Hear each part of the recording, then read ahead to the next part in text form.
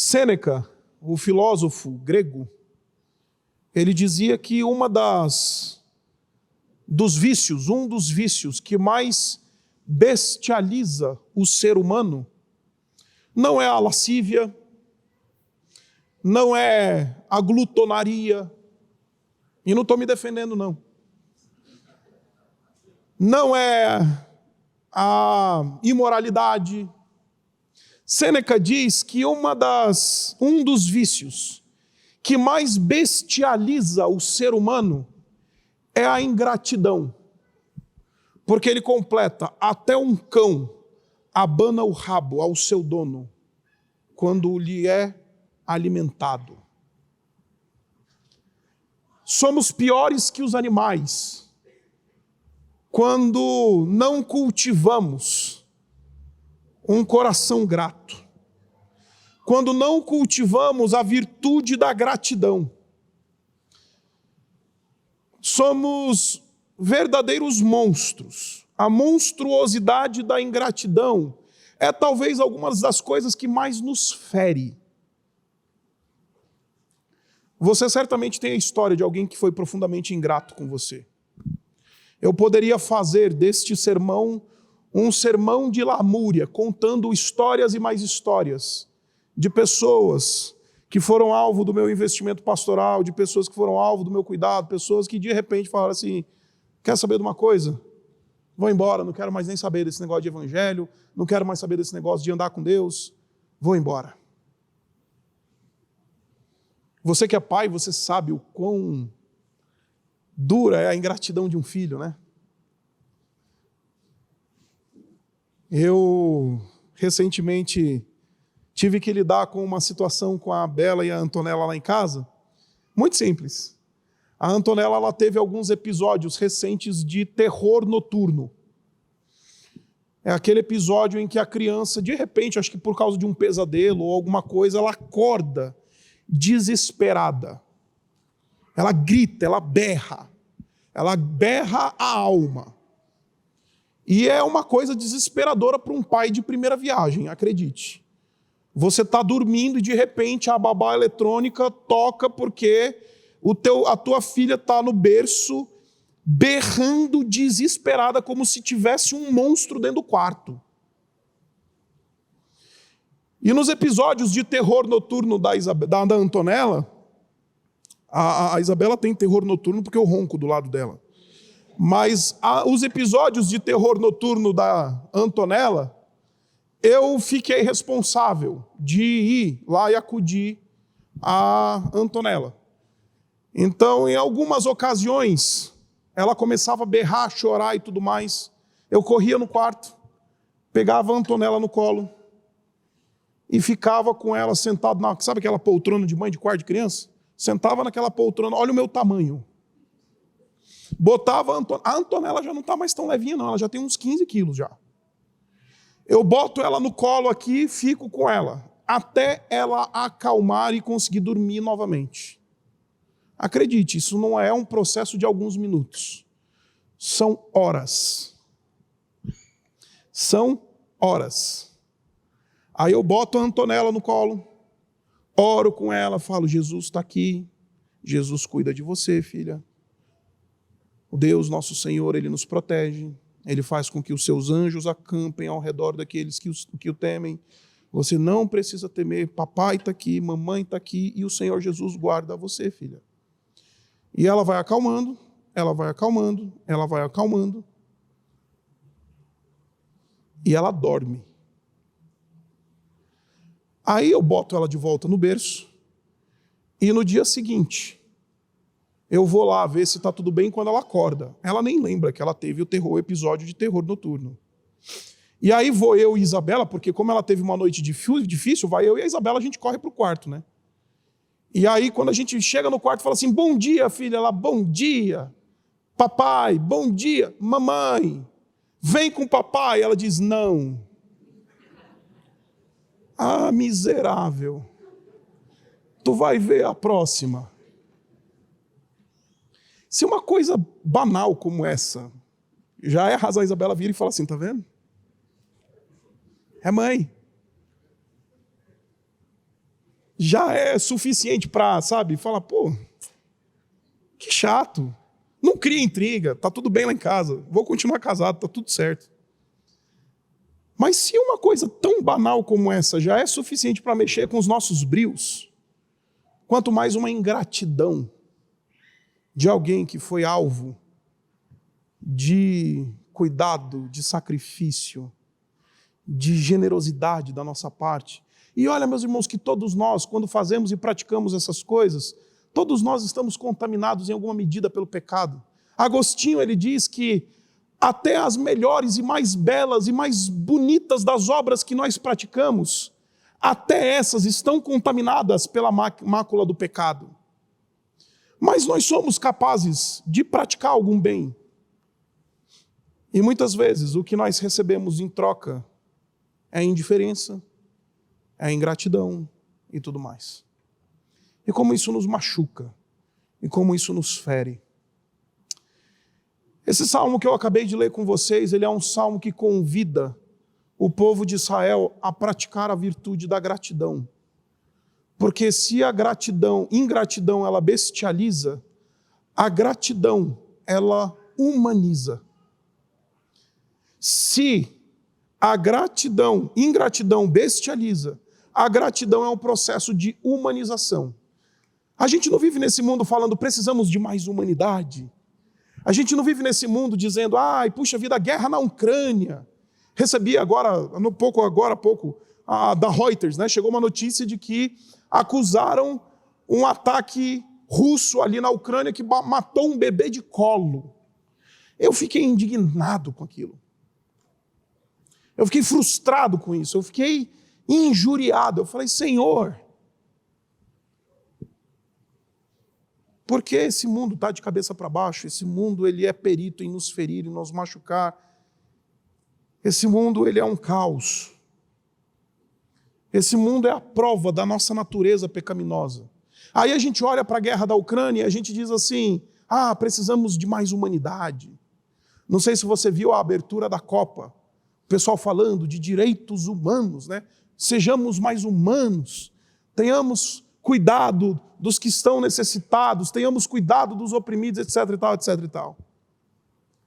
Porque o mundo está dizendo, a nossa humanidade ela está desconfigurada e a nossa humanidade ela está quebrada. Eu vim propor para você hoje que é justamente a gratidão que conserta a nossa humanidade. Olhe comigo no versículo 1, ele diz assim, bendiga ao Senhor a minha alma, e bendiga o Senhor todo o meu ser. Ele não diz só, bendiga o Senhor o meu lado religioso. Ele não diz, bendiga o Senhor a minha carreira profissional. Bendiga o Senhor a minha vida familiar. Bendiga o Senhor, enfim, a minha vida financeira. Ele diz, bendiga o Senhor todo o meu ser. E eu não sei se você já percebeu que a gente departamentaliza a nossa vida com Deus, né? E a gente tende a pensar que a nossa vida significa assim. Temos vários capítulos ou vários pratos na nossa vida que a gente está rodando, tentando administrar. A gente tem lá o pratinho do casamento. A gente está lá rodando. Aí tem o pratinho dos filhos e está lá rodando. Tem lá o pratinho das finanças, não entrar em dívida. A gente tem o pratinho da educação. Estudar e terminar o curso de inglês que eu comecei em 2022. Aí tem o pratinho do trabalho. Aí tem o pratinho da criação dos filhos. Aí tem o pratinho da sogra, né? Aí tem o pratinho disso e daquilo outro. Aí a gente se lembra no sábado que também tem um tal pratinho da religião ou da vida com Deus. E a gente acha que a nossa vida com Deus é só mais um prato ou só mais um capítulo de uma vida cheia de capítulos que nós temos que administrar. Quando o salmista está dizendo que ele diz, bendiga ao Senhor a minha alma e bendiga ao Senhor todo o meu ser, ele está dizendo que a minha vida vai encontrar a sua verdadeira sintonia fina na medida em que eu bendigo o meu Deus. Eu tenho uma vida de adoração e de gratidão para com o meu Deus robusta. Porque quem é grato a Deus e anda com Deus, ele vai trabalhar para o seu casamento dar certo, para educar os seus filhos de maneira bíblica e honrosa. ele vai lidar com suas finanças e seus recursos de maneira que honra ao Senhor. Porque se está desconfigurado com Deus, o resto vai estar desconfigurado. Em outras palavras, ele está dizendo, não tem nenhuma área da minha vida, todo o meu ser diz respeito a honrar e bendizer o Senhor, a ser grato por aquilo que Deus faz. Só que eu costumo ouvir aquele tipo de gente, e acredite, eu não estou aqui falando mal de você, é só uma ilustração. Mas tem gente que chega para mim e fala assim, pastor, o negócio é o seguinte, eu sou crente, mas meu braço direito não é crente no trânsito, não. Meu pé lá no acelerador não é crente, não se converteu ainda, não. Minhas finanças, minha carteira não se converteu. Minha sexualidade não se converteu. Eu sou crente, vou lá na igreja, mas a minha vida, na prática, no chão da história, não se converteu. O salmista está dizendo, bendiga a minha alma o Senhor, bendiga todo o meu ser. Ele está dizendo, tudo que sou precisa ser administrado, regulado.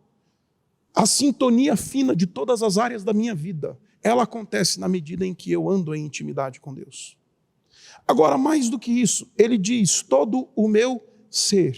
E eu acho sensacional que é todo o meu ser, porque a gente gosta, né, como eu disse, de departamentalizar essas coisas, e aí a gente diz, isso meu é crente, mas isso meu não é. E quando a gente vai assistir o Corinthians lá no aqui no Itaquerão, a nossa boca não é convertida. Aí eu me comporto como um animal lá na torcida da Fiel. Porque na igreja eu canto louvores, mas na torcida do Corinthians, coitada da mãe do juiz.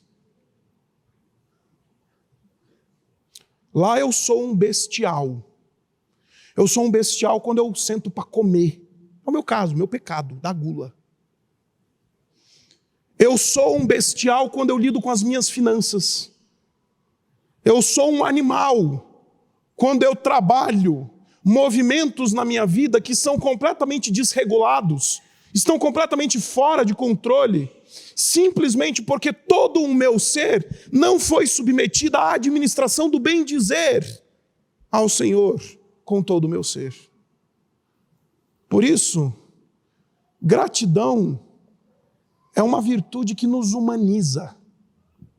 Gratidão é uma virtude que nos faz andar perto de Deus. E aí, lá no Itaquerão a gente se converte, lá no happy hour da empresa a gente é crente, porque a gente deixa de ser animal em todas as outras áreas da vida, porque aqui a gente é crente, aqui é fácil ser crente, né? Aqui é tão tranquilo. A gente diz assim, a paz do Senhor, irmão, né? A gente cumprimenta os irmãos na porta e fala assim, a paz do Senhor. Mas lá no Vila Mix eu sou um animal. Eu quero crer que eu estava errado, mas eu participei de um show, eu fui assistir, não fui fazer show nenhum, mas fui assistir um show de música evangélica recentemente. E este show aconteceu do lado de uma casa de show muito importante, aqui em São Paulo. Não vou dizer que foi, quando foi, onde foi, mas isso daqui está indo para a internet, vai que rola processo. Mas terminou o show. Eu peguei o meu carro, saí do estacionamento e passei na frente do local que tinha acontecido este evento evangélico gospel, e do lado tinha uma balada conhecida aqui em São Paulo. Foi interessante passar com o carro e ver os que estavam saindo do show gospel, indo para a porta da balada, do lado. Porque lá no show gospel a gente é crente. Mas na balada, eu sou um animal. Com a minha mulher em casa, eu sou um animal. Com os meus filhos, eu sou um animal. Bestializado até a última vírgula. Até a última ponta. Quando ele diz, bendiga ao Senhor todo o meu ser, é que a cura da minha bestialidade, ela está em andar de maneira íntima e, acima de todas as coisas, ser grato. Mas por que, pastor, ser grato? Versículo 2. Bendiga o Senhor a minha alma e não se esqueça de nenhuma das suas bênçãos. Eu aprendi essa versão, esse salmo, na versão antiga, na revista e atualizada, que diz assim: bendiga o Senhor a minha alma e não se esqueça de nenhum só de seus benefícios. O salmista ele está se referindo a um movimento que eu acho muito interessante, como nós temos uma capacidade de esquecer a bondade de Deus na nossa vida. Como nós temos essa capacidade de não estabelecer marcos históricos na nossa caminhada, que são expressões claras da graça de Deus na nossa vida.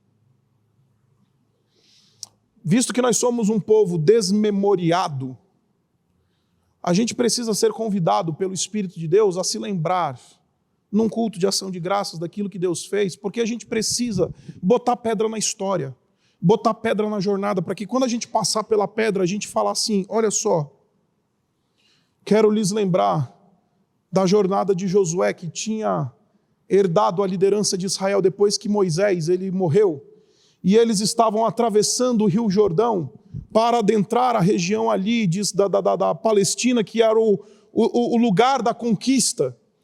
E a primeira coisa que Josué faz é estabelecer um memorial. Um memorial. Ele manda que os líderes de cada uma das tribos peguem uma pedra grande, e coloca essa pedra no leito do rio. Porque quando a vazante do rio, no mundo ali naquela região, os rios eles têm uma vazante alta e uma vazante baixa. Quando a vazante baixa, sobe de dentro d'água aquele monumento de 12 pedras. E o texto bíblico nos diz claramente que quando perguntaram para Josué: mas por que a gente tem que colocar esses negócios aqui? Josué diz: porque quando os seus filhos perguntarem, vocês vão dizer: o Senhor, com mão forte, nos fez atravessar o Jordão e nos levou para dentro da terra que Ele nos prometeu.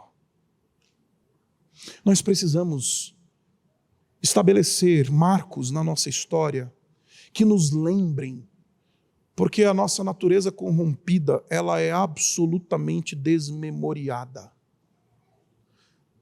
Favores a gente esquece rapidinho, né? Agora, aquele Zezinho que pisou no nosso calo, a gente não esquece. Agora, o favor a gente esquece rapidinho que recebemos. A dádiva que recebemos. Deus está dizendo: estabeleça marcos. Eu tenho alguns marcos na minha vida que eu poderia ficar falando a vocês. Um marco, acredite, de muita dor, mas um marco de profunda graça de Deus operante na minha vida foi o dia 9 de fevereiro de 2021, quando eu celebrei ou preguei o sermão mais difícil que já preguei em toda a minha vida, que foi o sermão do funeral do meu pai. 9 de fevereiro de 2021. Registrei essa data para me lembrar que, ainda que eu estivesse atravessando por um momento de profunda dor, tendo meu pai sendo um daqueles que teve a vida ceifada pela pandemia, jovem, 65 anos de idade. Ainda que eu estivesse atravessando, Deus estava demonstrando a bondade dele para comigo, para com as minhas irmãs, em todo aquele processo. 1º de abril de 2021. Eu não sei se você conhece, 1º de abril para a maioria das pessoas significa o dia da mentira. Para mim, é o dia que eu recebi a alta médica, depois de passar mais de um mês, de quase morrer de Covid no tubo. A graça de Deus se processando na nossa vida e na nossa história, que a gente precisa estabelecer marcos.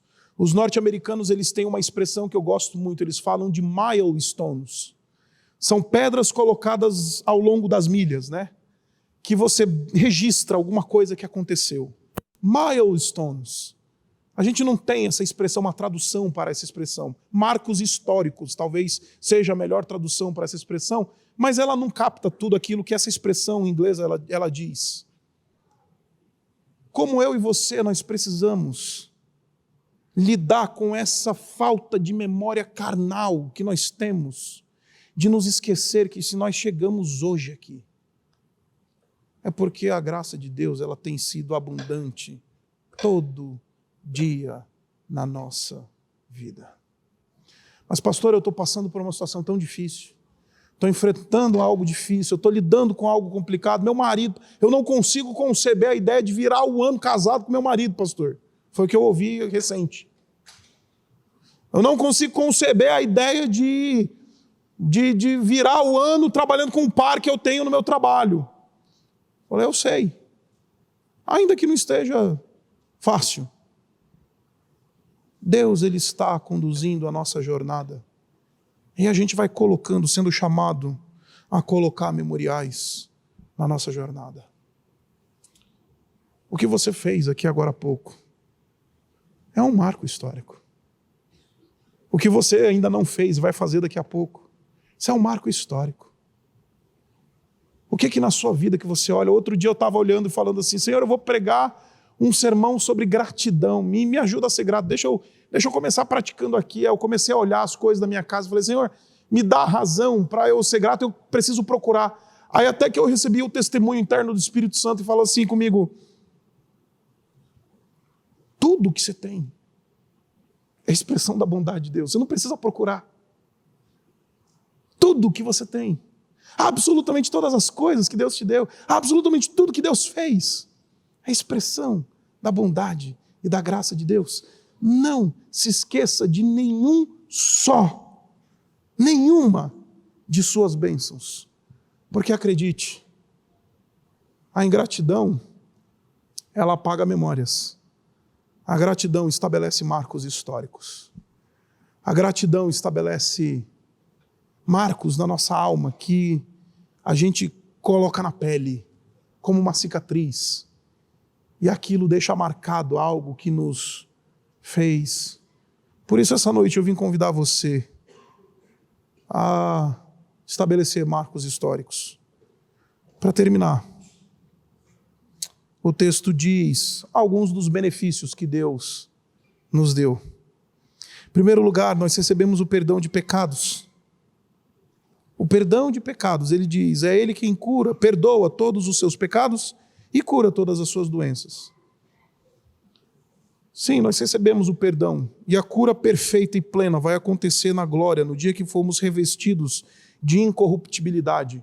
E o interessante aqui é que esse processo de gratidão na vida do salmista faz com que ele renove a sua fé, porque ele diz, é Ele quem perdoa os seus pecados e cura. Aí talvez você esteja dizendo, mas pô, pastor, eu estou aqui com uma doença na minha vida, meu parente, meu familiar, meu pai, minha mãe, meu avô. Como assim Deus cura todas as suas doenças? É que o salmista ele está tão certo daquilo que vai acontecer conosco na nossa chamada glorificação, que ele já diz, ele te curou. Isso nós chamamos de um pretérito profético. É tão certo que ele já diz assim, olha, ele cura. Ah, mas não curou. É tão certo. No dia que a gente se levantar da sepultura, porque é justamente isso que ele vai dizer, que resgata a sua vida da sepultura e o coroa de bondade e compaixão, que enche de bens a tua existência, de modo que a sua juventude se renova como a águia. Ele não somente dá perdão, ele não somente vai nos curar e nos fazer levantar da morte, mas o texto vai dizer que Deus, por sua bondade, ele nos livra de um negócio que nós chamamos de vazio existencial. Sabe aquele dia que você acorda de manhã e fala assim, está tudo errado? Sabe aquele dia que você acorda de manhã e você fala, por que eu estou pegando busão 5 horas da manhã? Por que eu estou fazendo isso? Sabe que você vê a vida completamente sem horizonte existencial? Sabe aquele movimento de uma vida que não tem completo sentido, prazer, não tem nada? Sabe aquele movimento de um vazio existencial? Isto é a vida na sepultura, meus irmãos. Isso é o vazio existencial pleno. Tem gente que anda sobre a vida que está vivo, não está dentro de uma sepultura, mas já está vivendo um estado de morte. porque perdeu completamente qualquer horizonte existencial. Aí levantar para quê? Estudar para quê? Criar filho para quê? Somos a geração do ansiolítico. E não tem problema tomar ansiolítico. Ansiolítico de vez em quando é importante. Somos a geração dos remédios psiquiátricos. Estava lendo esta semana uma notícia que saiu dados de afastamento em 2022 por questões de gente que tem doença na alma, depressão, síndrome do pânico, etc. e tal. O INSS, ele tem um rombo de mais ou menos 3 bilhões de reais só em 2022, porque tem um monte de gente se afastando. Porque está no momento, sabe, o dia escuro da alma, como vai dizer o salmista. Aí se afasta, porque não pode trabalhar, está com síndrome de pânico. Fica no quarto escuro. Vazio existencial, doença da alma. Estamos definhando existencialmente. É bem dizer, o Senhor é ser conduzido à humanização pela gratidão, que vai nos dar verdadeiro prazer de viver. Eu não sei se você já teve essa experiência de você poder dizer para alguém assim: puxa, muito obrigado. Muito, muito, muito obrigado por aquilo que você fez por mim. Isso é de uma realização tal ao Filho de Deus, que embora pareça a nós um movimento de fraqueza, porque o mundo está dizendo: não agradece ninguém não, conquiste. Vai para cima. Você não é cabeça, você não é cauda, você é cabeça. Os coaches gospel estão por aí gritando isso para você nas redes sociais. Vai para cima. Não, receba a graça. E seja grato por isso. Seja grato pelo que você tem. E deixe de ser um animal. Porque é isso que vai dar saúde existencial para a gente. É isso que vai nos livrar de um vazio existencial. Encerro contando a história do meu Thanksgiving de 2010. 2011. Esse ano eu estava morando no seminário de Dallas. E estava fazendo meu programa de mestrado em teologia ali. E naquele ano eu não tinha grana para visitar a minha família no final de ano. Estava meio sem grana, tinha comprado mais livros do que deveria naquele ano. Então eu falei, vou segurar, vou cortar. A primeira coisa que cortei foi a viagem do final de ano para o Brasil, porque não tinha grana para isso. Nessa época eu era assistente do meu orientador, o Dr. Eudine Merrill. E o Dr. Eudine Merrill já sabia que chegava ali pertinho dessa época de Thanksgiving, sabe? Últimos dias de novembro eu já saía fora, não queria nem saber. Pegava o meu voo, fazia a famosa ponte aérea Dallas-São Paulo, chegava aqui, passava o Natal com a minha família, passava o final de ano, era um mês super feliz para mim e tudo mais. E o meu orientador sabia que ele não podia contar comigo. Até que um dia ele virou para mim e viu que nas minhas anotações eu tinha que deixar lá reportado as minhas... os lugares livres da minha agenda para que ele pudesse me acionar e me passar atividades. Aí ele viu que eu tinha colocado todo o período do Thanksgiving e todo o período do Natal livre. Estou livre para trabalhar, vamos pro pau. Aí ele me chamou e falou assim, aconteceu alguma coisa? Aí eu falei, não, doutor, a princípio está tudo bem. Ele falou, e por que você não vai ver sua família no Brasil nesse final de ano? Eu falei... doutor, é porque eu estou meio ocupado, tem que terminar muitos papers e tudo mais. Eu até dei uma cornetada dele, falei assim, você me deu mais trabalho do que deveria e tudo mais, estou aqui com um capítulo da dissertação para terminar e não sei o quê. Dei aquela assim para não ficar falando, estou sem dinheiro, né? Aí falou, tá bom, meu filho, sem problema nenhum. Eu vou dar essas horas, porque ele me dando aquelas horas, eu ia trabalhar e ia receber por aquelas horas. Então eu vou te dar essas horas, fica tranquilo, com uma condição. Falou, qual a condição? De você ir passar o jantar do Thanksgiving lá em casa comigo, com a minha esposa. Ele tinha esse hábito de receber alunos que ele orientava, doutorandos e mestrandos na sua casa naquela noite do jantar do Thanksgiving. Ele me chamou para eu ir, eu fiquei todo feliz. Eu falei, tá bom, sem problema nenhum. Eu nunca tinha ido, né? Porque toda vez eu saía. Então eu falei, legal, vamos lá. Naquela bela noite, ele recebeu os alunos orientandos dele, me recebeu muito calorosamente, e na mesa, foi interessante que ele foi dando um presente, ele dava livros, dava coisas para os seus alunos, ele foi dando um pacote para presente para cada um, e não me deu nenhum, eu fiquei meio injuriado, porque estava lá o cara que era doutorando rico, recebeu um presente do Eugene Merrill. Aí o outro lá que estava lá, não sei o que, recebeu um presente do Eugene Merrill. Feliz Natal, né? Merry Christmas, né? E deu outro presente para outro aluno, deu um presente para o aluno, me pulou, descaradamente me pulou, deu para o outro. Aí eu fiquei assim, eu falei, o que eu fiz, né? Acho que eu estou no lugar errado. Me pulou descaradamente.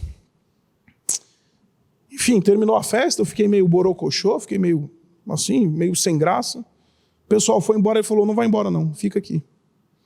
Tá bom.